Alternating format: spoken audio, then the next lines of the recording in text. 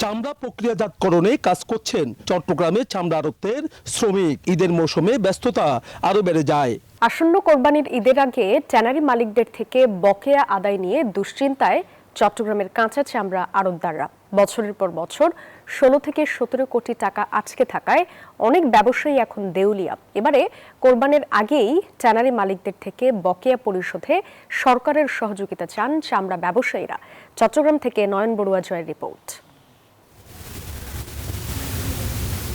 চামড়া প্রক্রিয়াজাতকরণে কাজ করছেন চট্টগ্রামে চামড়া আড়তের শ্রমিক। ঈদের মৌসুমে ব্যস্ততা আরও বেড়ে যায়।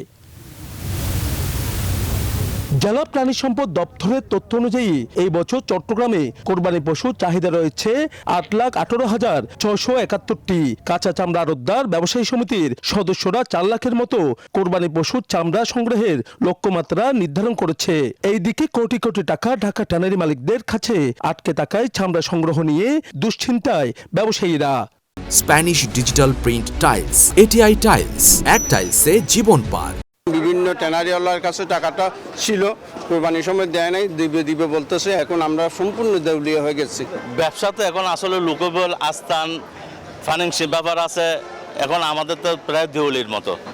এই বিষয়ে দুপুরে চট্টগ্রামে কাঁচা চামড়া আড়তদাররা সংবাদ সম্মেলন করে বকেয়া টাকা পরিশোধে সরকারের সহযোগিতা চেয়েছেন।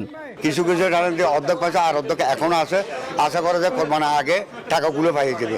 আর যদি না পাইলে তাহলে আমাদের জন্য একটু সমস্যা হয়ে যাবে। আমরা আশা করি কোরবানির আগে আমাদের টাকাগুলো দিয়ে দিবে। চামড়া বুলু এবং কাঁচা রপ্তানি করবে বলে বিগত সরকার আমলে বাণিজ্য মন্ত্রণালয় মন্ত্রী এবং ট্যানারি অ্যাসোসিয়েশন মিলে একটা দাম নির্ধারণ করতো।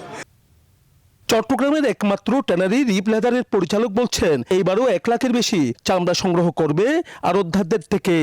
লেদারের যে রহাইসের যে মানটা দিন দিন নিচের দিকে যাচ্ছে। যেটা প্রথম যেটা হচ্ছে যেটা মানুষ দ্বারা হচ্ছে সেটা হচ্ছে কসাইদের দ্বারা, যেটা লেস কাট বা ফ্লে কাট বলে বা নাইফ কাট বলে।